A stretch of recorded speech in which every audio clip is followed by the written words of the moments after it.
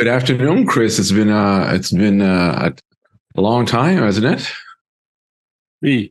There's two. Oh, Chris. No, Yeah, okay. There's two Chris's.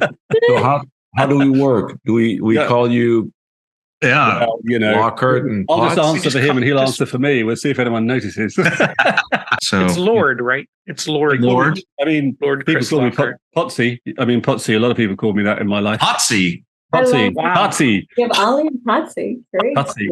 That is brilliant. Potsy. Oh, I love it. We got Potsy. We have Ollie on our side. That's all that stuff. Billy, Chris, we could also call you Christopher Ronald McDonald Lockhart. Okay. All right. Look at Spicy Wendy. All right. Still one of my favorite episodes ever. Spicy. Yeah. So Wendy was just making fun of me, Oliver. And so, I was trying to describe for Potsy and Mark, she decided she was going to call me Christopher Ronald McDonald Lockhart to distinguish me from Christy Potts. And so, the thing behind that is I was attempting to make fun of Oliver for his unusual middle name at one point in time. And I rather unfortunately got outed for having the worst middle name of all time. So that's the story there. Yeah. So yeah, Nice. Ronald McDonald. It's the middle name, the two middle names.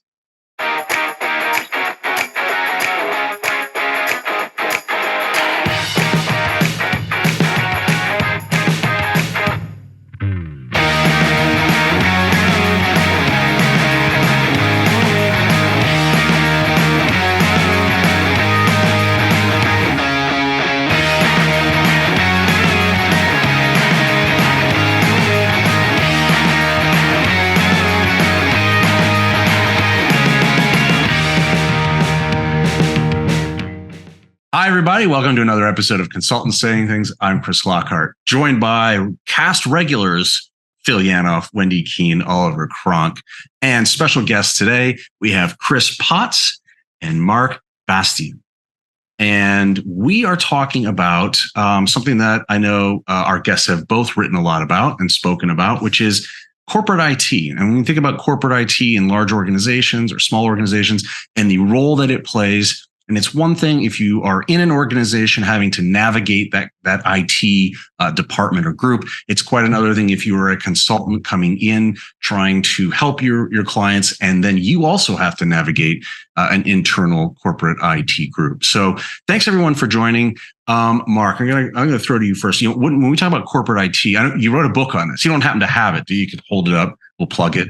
But yeah, what do we mean by corporate IT? What is that? What does it consist of? What does it do? And Potsy, join in on that one too, please. Yeah, thank you, Chris Lockhart. So corporate IT. One important thing that you need. Well, corporate IT, okay, in one sentence is some sort of a department or a collection of departments that provide IT-related services. And this, what I'm relating to now, what I'm referring to is a model that's been around for, let's say, 50 years, where back in the days, there were computers and there were people with white coats somewhere in a basement that were providing some obscure services to help the organization be more effective. And of course, it evolved over time, but the concept of the corralling of the IT skills into one department still holds on today. And I'm really eager to hear Chris Potts' recollection of atypical organizations to see how they're doing it differently. But my experience is that all the clients I've been to and all the organizations I've worked for, they all have a typical, I think, IT organization. But it's important because we're talking to consultants now. It's important for a consultant to understand what's the organization out there, and ask the right questions, and ask questions about, who's responsible for this or that, or where is located that capability or these services. And Chris, you can jump in at some point to talk more about capabilities and services, because you've got a model that I really like about that. So the thing is, at the time I wrote the articles for CIO magazine, some CIOs were splitting their departments into core capabilities and services. And that seemed the brightest idea at the time, because that's what you'll generally find inside IT departments of any kind of scale. There are things that you would never hand off to an outside organization or to AI to do for you, core capabilities. And there's services which you might. What we've got, though, is, in the brief you gave us, there's a reference to, wasn't orthodox. It was, what was your word? No, I use lots of words. It was a sort of like the normal IT department. It wasn't orthodox, it wasn't normal. I remember I picked it up and I haven't got it in front of me now. Yeah. Typical, that's right. Oh, yeah. And what you've got in the mainstream is a sense that there's a typical IT department, and everyone seems to be talking about that. Right. In my working career, all the way through from moving into IT from customer service to now, I seem to have worked with a whole mix of different kinds of IT departments, some of which seem to fit the typical model more than others. Mm. And I think my proposition, going back to the beginning, and it's very important, I've never been a consultant, but it equates to what you might need to do as consultants, is you've got to figure out what your proposition is for whom, and they will usually find you if you're good enough. Okay. Therefore, I've ended up, when I did this, with fairly atypical CIOs and atypical IT departments more than typical ones. Even now, when I've gone back to mentoring enterprise architects specifically, I'm still working with some people who are sort of in a typical role within a typical IT department. I can work with them, but also some people who are sort of comparatively very, very atypical. And I think that's a long way of answering what was point 2 in your thing. Yeah. Going back to Mark's point, corporate IT is whatever you make it. Yeah. And I've worked with some bright people, obviously, in the years, very, very, authoritative CIOs. And the sort of common ground, I think, was that you get the IT department your company deserves, depending upon its attitudes to the subject. Let's assume the consultants there we're talking about, they don't have an IT background. The first thing they need to know, in my view, is to understand that the IT department, the corporate IT, is what I call a two-headed beast. I mean, there's a clear distinction between two sides that are very different, and you must not mix them. There's, on one side, it's usually called operations. They're the people that are taking care of running the mill, making sure that, I can do my transaction. I can do whatever business I'm in, and it works. They're usually called operations, and so on. And a lot of what they're doing has been outsourced or put on the cloud, and so on. It's quite different. They have very stringent requirements for availability, for security, for so on. They're measured with quantitative measures that are very precise, and they're not allowed to fail. They can fail, but it can make the newspapers, and they can lose their jobs pretty quickly if they fail in whatever they're measured for. So let's call them ops. And you don't deal with them the same way with the other half, which the other half of the brain, which bears many other names, but they're concerned with change. Like business evolves, so there's new systems that need to be built, integrated, purchased, and so on. And they're called different ways. They can be called dev. They can be called software factory. They can be called projects. Sometimes they're called labs because they're doing more fancy stuff than some other department, and so on. And you need to really understand that these aren't the same. And what's interesting is that most of the issues that I'm sure we'll be talking about today concern the second one, not the first one. And it's really interesting also to see that, it only pertains to the second one because, of course, they're doing different things. It's different. But, it's interesting to see that the first one is is measured quantitatively, as complies to standards and has some very stringent ways of working. And it's interesting to remember that when you deal with the other one, because sometimes they don't. Things are more fuzzy and so on. So one group you want to invite to the party, the other group you don't, is what it sounds like, right? Yes, and with one of them, you'll be really you need to fill forms, you need to be everything has to be secure and so on. And with the other one, it's more fuzzy. It's one thing if you are trying to interact with those people and you know them, you've gone to happy hour. Well, maybe the ops people, they don't drink because they're signing forms and things, but you're hanging out with the product team and the dev guys, and so you know them, you can understand, and I've worked in environments where you have a rapport, so you can go by their desk or their cube and say, hey, that change request, I really need that change request. Can you get to my change request? Right? You have that kind of established relationship. If you're dropped in, Oliver, Wendy, I'm curious, because you guys have experienced this too. If you're dropped in, you have no context, you don't know these people. Frankly, they're not looking at you like, I want to get along with this consultant because this consultant might be automating my job away, right? All of this sort of stuff.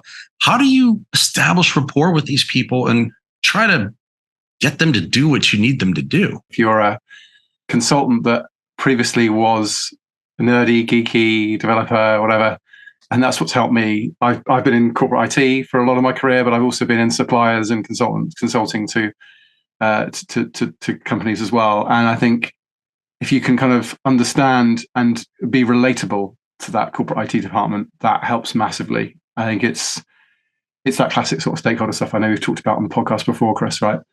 But I think also it as well as the sort of, is the IT department see itself as a separate entity, which, by the way, I think is quite dangerous if they do, because there's a danger you can be outsourced because people just see you as an internal supplier that could potentially be moved outside at a cheaper rate, which I think, by the way, is wrong. I agree with Chris. There's certain things you need, integral in your business, and certainly digital and technology and how you leverage it is one of those things. But my next point was going to be, how heavily regulated is the organization? Because in my experience, the financial services, the insurance companies, the ones that are heavily regulated, the IT department is often the department of no. And I ran into this time and time again. We were trying to build some innovative services or disrupt the operating model of the organization that we were working for. And the IT department would say, no, sorry, you can't use that cloud service because we don't like the fact that the data is going to be leaving the on-premise data center, or we don't trust that organization will handle our data in a way that the regulator would sign off on. Or a few years ago, it was, in banking, it was like, well, no, my peers haven't gone to the cloud yet, so I'm not going to move to a cloud service. You're not going to have me be the first in my industry shift this workload to the cloud. No, that's not happening. I mean, clearly things have moved on significantly since. Well, in all those cases, you're trying to disrupt someone that is disruption averse, right? It's like, and it's not sometimes that they don't want to do some of this stuff. It's that they're on the their jobs are on the line. Ultimately, if something goes wrong and there's a breach or there's a non-compliance, who is going to get pointed at? Well, it's going to be the IT department that's supposed to be sort of governing the estate. So I think it's understanding and empathizing, if you are working with a heavily regulated client, that the IT department is often in a very difficult place because they have all these demands coming in. They've got people wanting to use different services, innovate, move really fast. And yet they're the ones on the hook, making sure that there aren't data issues, there aren't privacy issues, there aren't various sort of problems, as well as being told to control costs. So, I think you have to empathize a little bit with that group, but then also get them to understand why, you're asking them to do something different and help them, Oliver, and work with them, collaborate with them on, right, okay, we're going to move this insurance process to the cloud. What would make you comfortable? It's kind of have that two-way conversation rather than just go, right, I need this change order done because CEO is saying it needs to be done yesterday. Well, no, you're going to need to do the hard yards. You're going to need to work through the challenges with that stakeholder. So, Oliver, you've got the techie background. Wendy, you come from a slightly different perspective, right? I mean, is it the same? I mean, you're dealing with probably a different type of consulting typically, right? Yeah, but I appreciate it because actually, Oliver, I'm 100% with you. I would have said a very similar thing, just a tiny different spin in the other direction. I care about empathy. I care about what is going to make that person successful.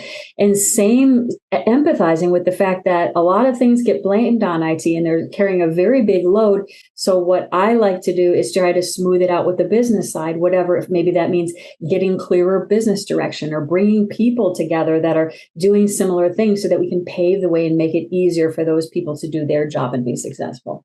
I mean, I think that for most of these folks that I meet, you can talk to them for 5 minutes about something that has nothing to do with IT, and you can figure out how well they do in their organization.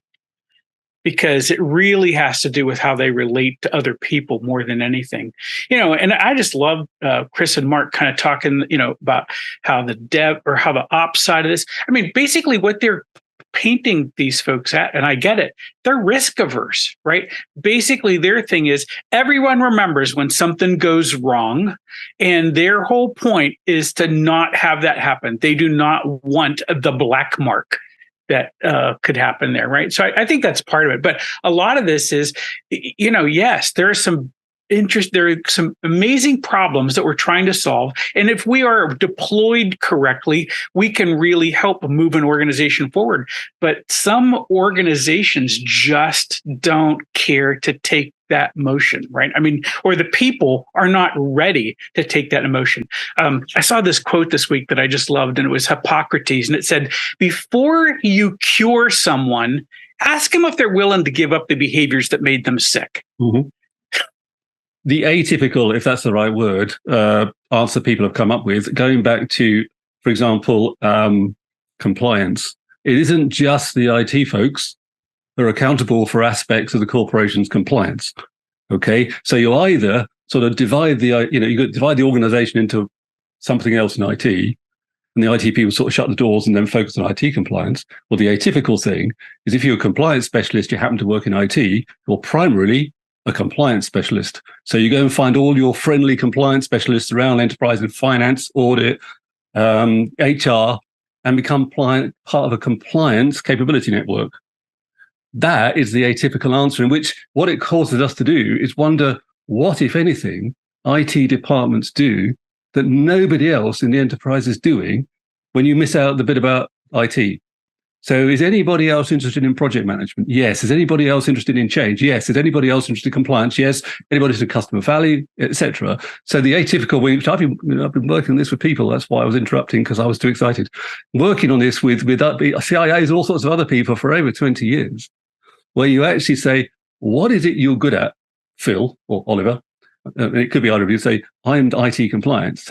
So you're part of the enterprise's compliance community, and you happen to work in IT. And they go, no, I'm in IT. It's like, oh, yes. Okay. So now if you go back to being a consultant, I'm not a specialist in compliance, primarily specialist in customer value strategies, enterprise investment strategy, and a couple of other things. I end up working with all sorts of people around enterprises, some of whom are IT and some are in other departments, on the subjects that I'm good at. I'm not particularly an IT consultant. I'm not even sure what one of those would look like when there's so many different things that an IT department does. So Mark has patiently had his hand up, the little icon. So Mark, I know you want to jump in. Yeah. Well, from the time I raised my hand and now, I think you've said most of the things I wanted to say, so that's good. But I'll just repeat them rapidly. Well, thank you, everybody. We'll see you next time. Wrap it up.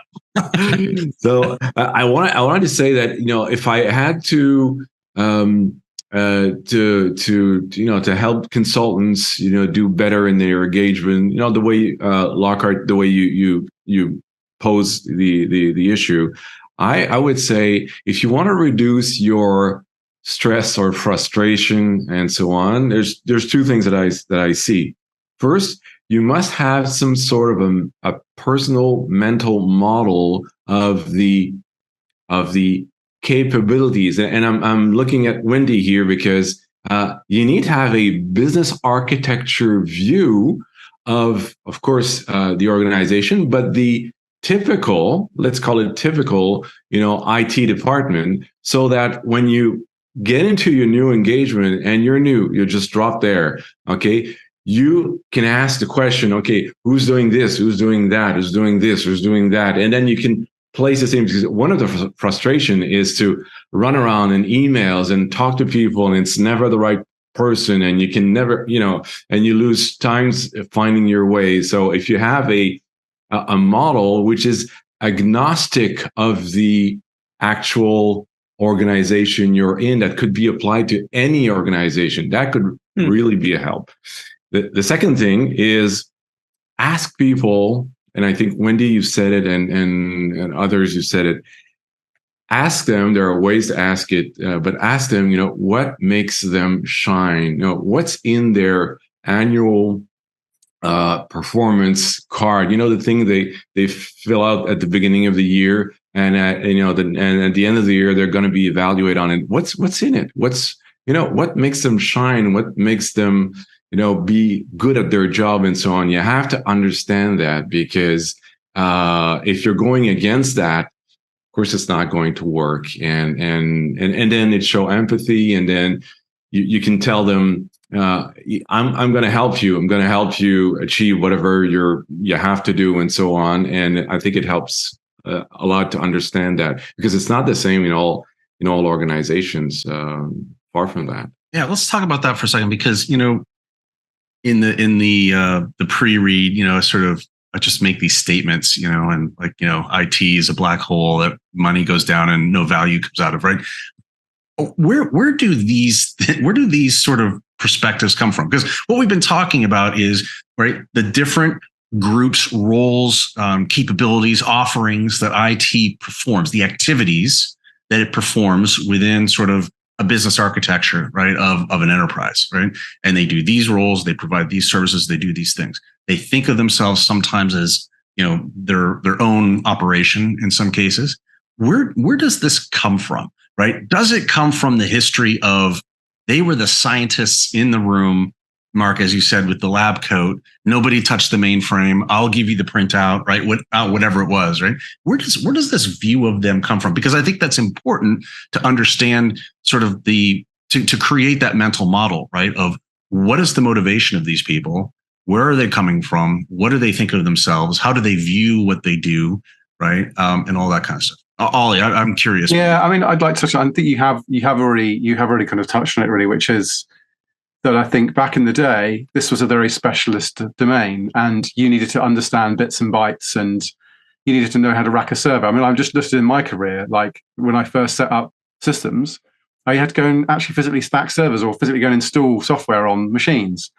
These days, cloud has democratized access to systems and data, and capabilities now are orchestrated. You can kind of almost anyone with a credit card or with access to the corporate cloud account can spin something up. So I think the world has shifted, and unfortunately, you still have probably leadership in some of these IT units that's based on the old model when we were racking and stacking servers. Particularly, I think if you're in a large legacy organization with legacy systems, and they still have on-prem, and they still have mainframes, they still have, there's this unfortunate scenario where some of these organizations haven't moved with the times, and that's, as I said at the beginning, it's dangerous if you don't, because you're potentially then going to get replaced by someone who does get it, and does get that now. Actually, you have far more tech-savvy business leaders and just people generally in business. They understand the value of data. Hopefully they do, to be effective at their roles. They understand the value of analytics. Increasingly, they're seeing the capabilities of AI now coming online.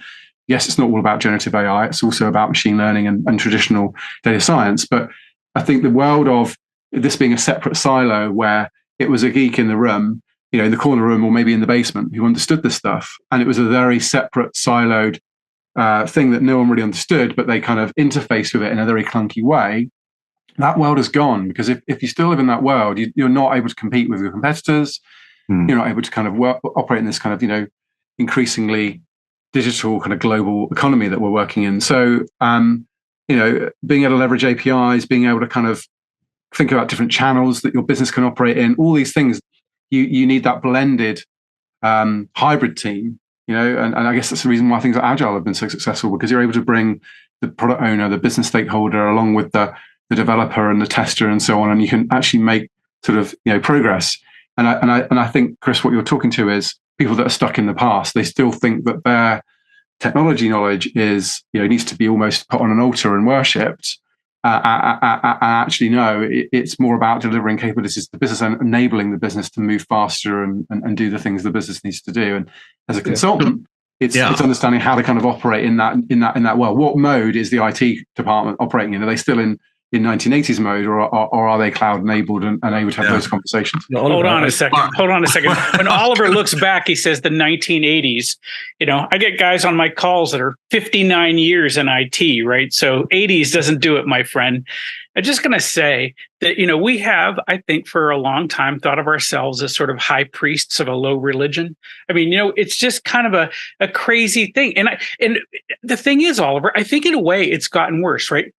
Because there was a time when we were all like in those server rooms and, it was so cool because we had our own air conditioning, we had raised floors, we had all this equipment and the Halon and all of that, all the cool technology and stuff that was around. So we took all of those guys who built all of those things. And of course, we kept them separate. That was intentional. We did that for a long time. And then what did we do? We went to the cloud and we sent them home. And now they're working out of their mother's basement. It got worse. And I think if you ask, how do we get to this mental model of why we don't always respect IT? Forget the fact that we were working with complicated technology and it was brittle and we were trying to do things that hadn't been done before. And it was really more art than science because we didn't know. Now we got past all that point and here we are. But we have, again, I think part of the issue is we've sent them home. And I think we're not having those personal interactions. We can't draw them in the way we thought we would. That's interesting, right? Because, and Mark, I'm curious on your perspective on this, because again, you wrote a book on this, right? But those guys aren't there pulling cable or, installing AIX on an IBM 43P, those sorts of things. Those guys aren't around anymore. Yeah, you're welcome. It was. I'm sorry, Phil. It wasn't OS2 Warp, but Token Ring and OS2. Yeah. Yeah.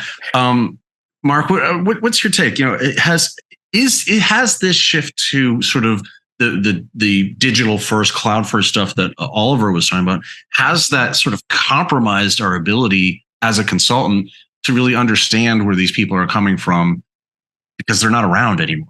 I'm seeing what you described as a good thing. I mean, it was internal to the organization. We had this basement with people doing obscure things, and now they're gone outside. And I think about this article that I saw about the fact that early 19th century, some big companies had the equivalent of a chief electricity officer.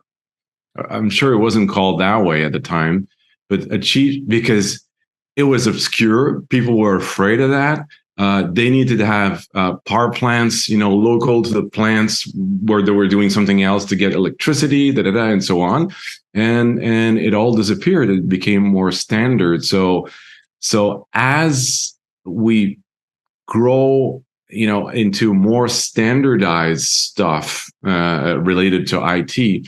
And of course, the hardware and the servers and so on, that was the first things that was standardized for obvious reasons. But as we get to more standardized, I think it will be pushed slowly but surely outside. And what will be left will be something that's really closer to the business. Well, I hope. Just to give you, in the past 5 years, 6 years now, okay?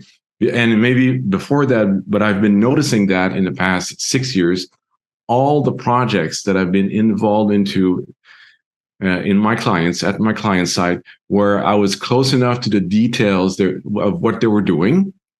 Okay, all the project, not just 90%, all of them were doing. These were projects where they were doing stuff that had been done 100 times before, with data that had been used and reused 100 times before. There was no innovation whatsoever. Now, we all pride ourselves of doing stuff that's really innovative and so on, and that's okay, and that's fun. But what I see in the field is lots of money spent on doing always the same shit. but with different technology because they need to go to a new platform, or they need to go, they need to change whatever they need to change. But what are they doing at the end of it? The same as they did before. Now, of course, maybe they could have used that money for change to do something more innovative and add something into it. I agree. But my take is that the more we can standardize, and I mean not just communications servers and so on, but even data. The data should be standardized. I mean, for God's sake, I mean, a customer name and first name, last name, and so on. I mean, middle name. I see people, spending so much time dealing with that. It costs so much money, and it's so standard. We have to go that way. So, Mark, it sounds like what you're talking about is some of these things which are commoditizing over time, right? Need to also be standardized over time. So, Wendy, I'm kind of curious because I'm going on a limb. I'm gonna say that perhaps you're the most empathetic person here on this panel. I did take empathy therapy, which I know I've talked about before, but I'm still going to give you the trophy on the most empathetic, the highest EQ. But do you think that this trend that we're talking about here, do you think that's maybe one of the reasons why your like typical legacy IT sort of seems sometimes disconnected from like what the business is trying to accomplish? I mean, I know we put this artificial divide between business and IT, but it sounds like what we're talking about is there were guys in the data center and they didn't know where accounting was, and they didn't know where, the VP of product sat, right? They were in the data center. Now those guys are in the basement somewhere with their mom's basement. But do you think that sort of we're unable to establish sort of that empathetic connection with that? I hate it, but I feel like it is part of it. To me, there's no us and them. It's us and us. We're us. We're all us, right? But the truth is we're different people, and that's good. We need that, right? Different skills, different wiring. And so I do think it can be a little bit of a barrier. But what I think I'll also add in a different direction than you all have been sharing, I just feel like there's a lot of stuff going on in organizations, and it's nebulous stuff, right? So back to, I know we're talking about some old technologies, but our businesses also didn't have to deal with the pace and volume of change that they're doing today. They weren't as large as they were today. And, just as we're working through change, it changes again. And, Mark, as you mentioned too, without a business architecture, we have nothing to look at. It's a good reminder. I have a building going up next to me all summer. They're on the 12th floor right now. That's clear. But we got this swirl of stuff that it's really hard to see what we're doing and how we're making progress and how it fits together. And then, Chris, coming back to your sort of empathetic point too, we don't have a common language or common context to talk about it within either. So I do think it can be a challenge. Does this change then what IT does? And I guess over time, right? Because you've talked about the sort of the core functions of the services it provides, the capabilities that it has. Does it fundamentally alter that over time? And if so, or even if not, how do consultants engage with that? How do you adapt? Because you could be a technical consultant, right? You're in there, you're installing whatever. Or you could be a strategy guy that has never been a developer, white shoe, went to Harvard, right? Family's been in accounting for 100 years, whatever. And, you have really no concept of IT. So, it's sort of a two-part question. One, do the services change over time? And if so, how do consultants sort of react to that and engage? Okay, so the first question, I wouldn't focus on services. What I'd focus on is the ambitions and attitudes of the people we're talking about, and what's shaping those ambitions and attitudes. Is that the IT department in any organization, if they have one, is part of a much wider ecosystem. And it's kind of, I'll simplify it a bit because it's simplistic. If say you're the IT department in a pharmaceutical company, many of whom I've worked with, are you in the pharmaceuticals business but know about IT? Are you in the IT business and happen to work for pharmaceuticals? And that sort of thing doesn't sound, earth-shattering as a thought, but it actually, which one people think they are, and then who's driving their idea about ambitions and measures of success and everything else, is very key to the sort of empathy that Wendy's been talking about, that we all need. Because if, for example, the strategy driving what the IT people are there to do in their own minds is about being a good provider of services to the rest of the organization or the business or whatever they call them, all right, that's quite different from another kind of IT department who says, we're pharmaceuticals. We just happen to be the people that look after certain things to do with IT. And we're looking after the strategy to do with IT, the investments to do with IT, the structures, and so on. So where they're part of a wider ecosystem, you need to empathize with that. And they're having a lot of input still over the years from all sorts of people in the IT ecosystem as to what you're supposed to be valuing about yourself as an IT department, sometimes in complete conflict to what executives would say they want their IT people to value themselves for. Mark's patiently got his hand up again. Yeah, go on, Mark. No, it's okay. It's always a pleasure to listen to Chris Watt. He was talking about Chris was talking about value, and then I read your second question, which goes, why does your typical IT group often have a dubious reputation for delivering value? Yeah, you like that one? My first reaction to that, well, it's because that's not what's expected of them, period. Right. So it's back to know your customer, or know what makes them shine, and know what motivates them. What's their motivation? Motivates them, and what drives their paycheck. Never underestimate, what will make you have a nice bonus next year. It's really important, because we might talk about all sorts of things, but at the end of the year, you need to pay your mortgage, and your family wants to go to Disneyland, and so on. So it's never underestimate that. It's very important. I think that's very important. I think that's absolutely vital, Mark, because I'm a person who works with people. I bet you're all people that work with people. And that's what it comes down to in the end is I've spent the last 20 something years since I had my last real job that I left in 2000, making it as clear as possible as I could to the world what I'm good at. And people have generally come to me for, can you help me, please? And I've ended up finding even more what I'm good at and what I'm not at the same time. And that's a very personal thing. I end up working with individual people in the work that I do. I bet you do too. Okay, rather than sort of vaguely with the IT department, we end up working with individual people. And I've always been there, because I'm a mentor primarily, to help other people succeed. So that everything we talked about particularly applies to what I do. Is I've got to learn why that person's getting a paycheck, what their ambitions are, what environment they're in, and everything else, to be able to help them do something better than they already did. But I think there's a lot of scapegoating going on, right? Like, they have a dubious reputation for delivering value. Why is that? Because people like to blame them for saying no, or trying to do things properly, or whatever, and then they get a bad rap because they've not delivered to the unrealistic timescales that perhaps someone wanted something delivering with. So I think it's a two-way street, some of this stuff. You have to kind of understand why are there perceptions like that, because perhaps people just are being unreasonable and unrealistic. Well, doesn't that stem from whoever's setting that timeline? I want to migrate to SAP before the retail season begins. Well, boss, that's a 2-year journey, right? But because there's a fundamental lack of understanding, I think, in a lot of cases, of what is technically feasible with the other constraints that are in place. I mean, if there are no constraints, you can do anything. Give me $1 billion, I'll do whatever you want, right? But there is regulation, there is compliance, there's risk, there's a stock price that has to be taken into consideration. There's all of these different things. And by the way, if you're a consultant, you have to be aware of all of this stuff, because that goes to the motivation of the organization, right? Yeah.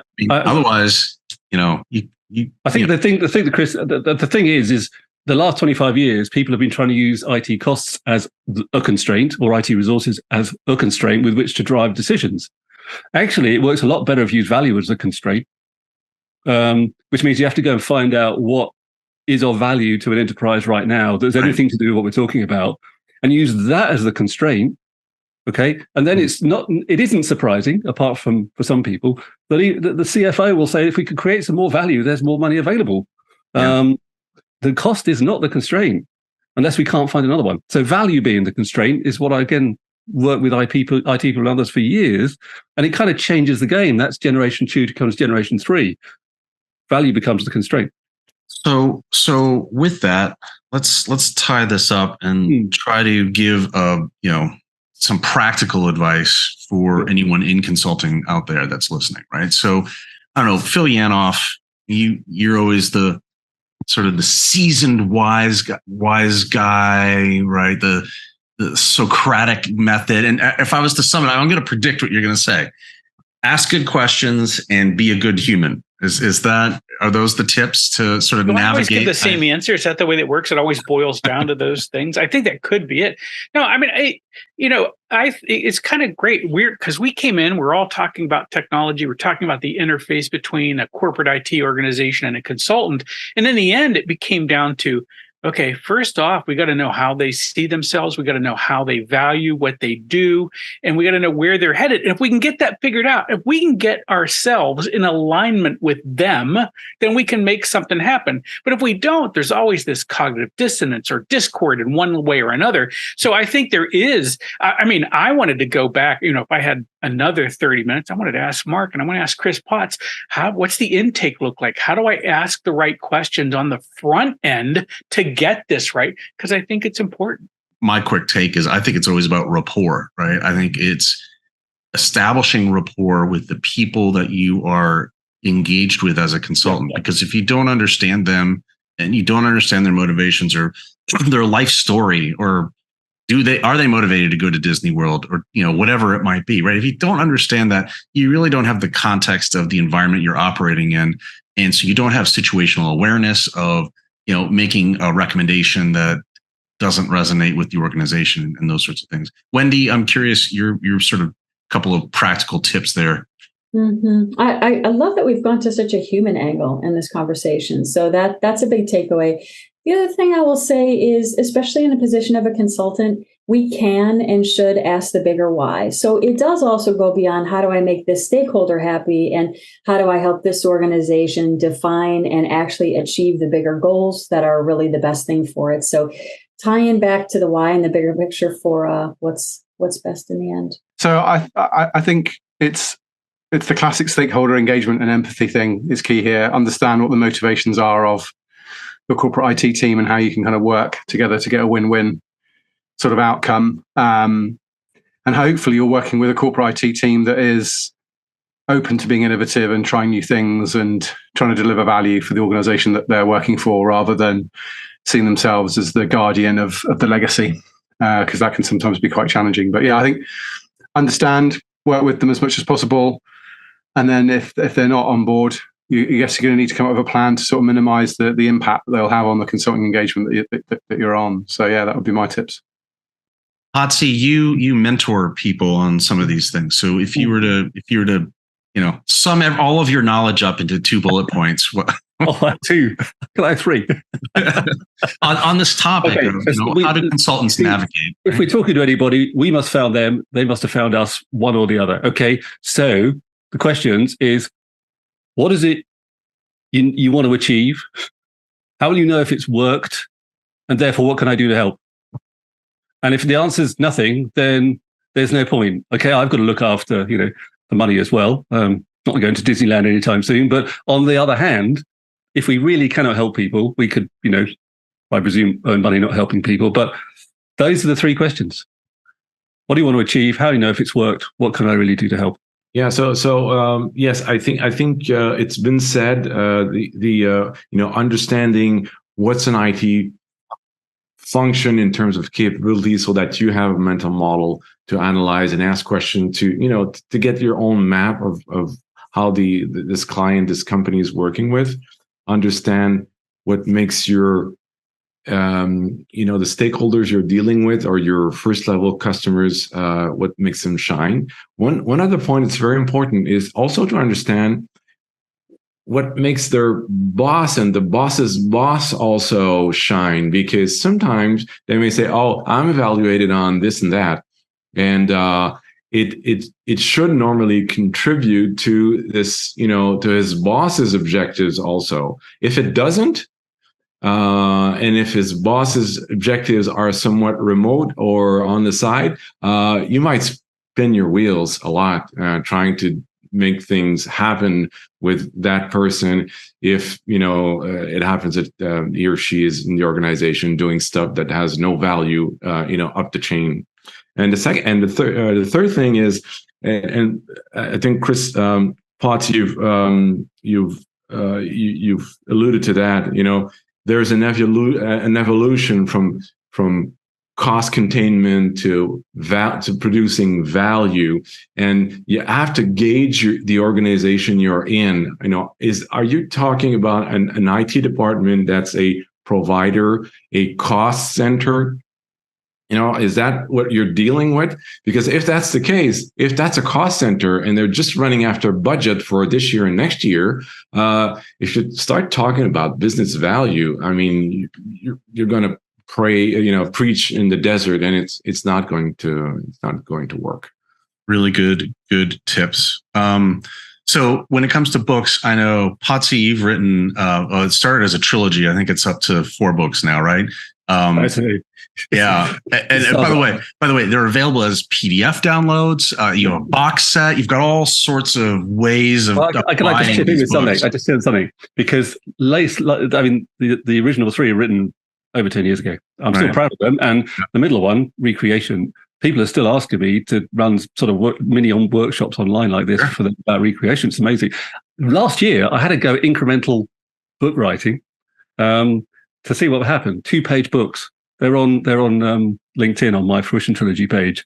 Like microblogging. Okay. Micro books. Tell you what was really interesting, very briefly, is I had to think up the book, on the fly, because I gave myself a morning to write it, 2 pages, etc., and the title and the theme. And when I'd finished after 5, I thought I've got no more to write. That was it. I actually had told a story I didn't know I was going to tell with the 5 titles. I'll leave you to find out what it is, if you want. Can I add something for Chris Potts? His books is trilogy. I haven't read the 4th one though. Locomotion. It's free. I've been an enterprise architect since 1995, and I'm telling you, the way he describes enterprise architecture in his books through stories is the best way I've ever found of describing it, and finally being able to tell my mother and my father, what am I doing, in life?